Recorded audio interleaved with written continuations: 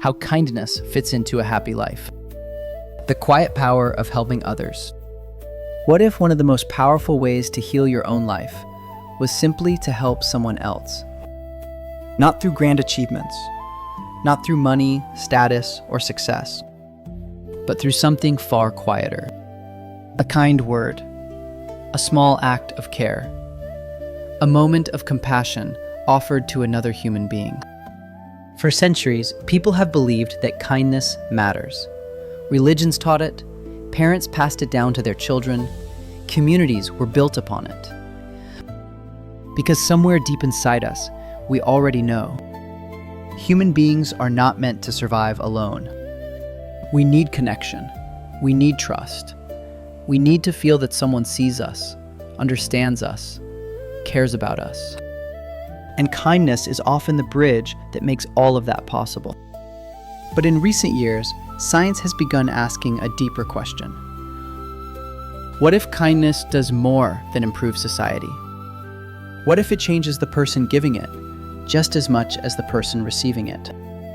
A remarkable scientific review set out to explore exactly that.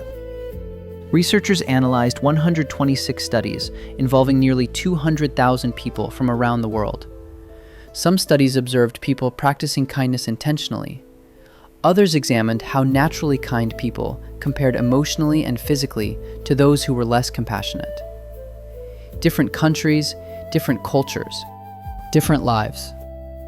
And yet, the findings pointed again and again toward the same quiet truth. People who acted kindly tended to live with greater well-being. They were often happier, emotionally healthier, sometimes even physically healthier. Bryant Hui, the lead researcher behind the study, admitted something surprising. The relationship between kindness and happiness was not overwhelmingly large. And yet, he still believed the results were profoundly important. Because when millions of people perform small acts of goodness every single day, even modest effects can transform entire communities. Sometimes the smallest light changes the atmosphere of an entire room. But the researchers wanted to go further. They wanted to understand what kind of kindness affects us most deeply. And the answer was fascinating. People who practiced small, spontaneous acts of kindness often experienced greater happiness than those performing more formal acts of service. Not because volunteering is unimportant, but because deeply personal acts of care seem to touch something ancient inside the human heart. A meal brought to a grieving friend. A late-night phone call when someone feels alone. A hand resting gently on another person's shoulder during a difficult moment. These are not dramatic gestures, but sometimes they become unforgettable moments in someone's life. The researchers believe these intimate acts may fulfill some of our deepest psychological needs. The need for closeness, the need for human connection, the need to feel emotionally significant to another person. And perhaps that is why kindness can feel so deeply fulfilling. But the study revealed something even more powerful. Kindness did not simply create pleasure. It created meaning. Researchers found that kind people experienced higher levels of what psychologists call eudaimonic happiness, a form of happiness rooted in purpose, growth, and meaning in life. This is very different from temporary comfort or pleasure. Because comfort fades, entertainment fades, pleasure fades, but meaning stays with us. And kindness, almost by nature, creates meaning. Because being kind usually costs something. Time, attention, energy, patience. Sometimes kindness is inconvenient, sometimes exhausting, sometimes invisible. And yet, strangely, it often leaves people feeling more alive. Why?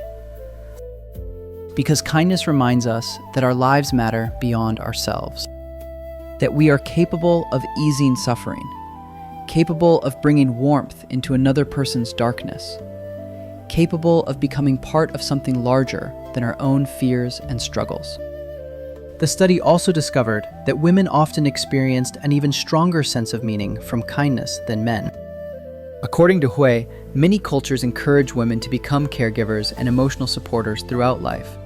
As a result, compassionate actions may align more deeply with how women understand identity, connection, and purpose. Younger adults also appeared to benefit more emotionally from kindness than older adults. Perhaps because youth is often a season of searching. Searching for identity, searching for purpose, searching for the answer to a question many people quietly carry inside themselves. Who am I becoming? And sometimes, the answer reveals itself not through achievement, but through compassion. Not through what we accumulate, but through what we give away.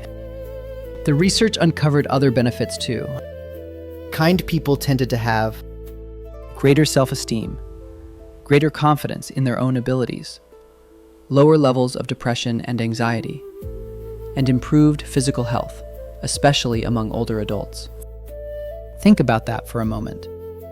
A simple act of kindness may not only change someone else's day, it may slowly reshape your own mind, your own body, your own emotional world. So why does this happen? Researchers believe kindness affects us in many ways at once. It may help us feel more valuable as human beings. It may reinforce a sense of competence and purpose. It may pull our attention away from our own pain and stress. It may create what psychologists call a warm glow, that quiet inner warmth people feel after helping another person. But perhaps most importantly, kindness reminds us that we belong to one another. And in a world where loneliness has become so common, that reminder may be more powerful than we realize. Bryant Hui hopes this growing understanding of kindness and well-being will inspire better programs, technologies, and practices that encourage compassion on a larger scale. Perhaps future generations will use apps, communities, and new forms of education designed specifically to cultivate kindness in everyday life. But long before modern science measured the effects of compassion, wisdom traditions had already discovered something timeless. A truth spoken many years ago by the Dalai Lama. If you want others to be happy, practice compassion. If you want to be happy, practice compassion. Simple words. And yet perhaps they contain one of the deepest truths about being human. Because at the end of the day, many people spend their lives searching desperately for happiness. Searching in achievement, in wealth, in recognition, in escape. Only to discover that the human heart was never designed to flourish through self-focus alone. Sometimes healing begins the moment we step outside ourselves. The moment we listen. The moment we care. The moment we choose gentleness over indifference. And maybe that is the beautiful paradox of kindness.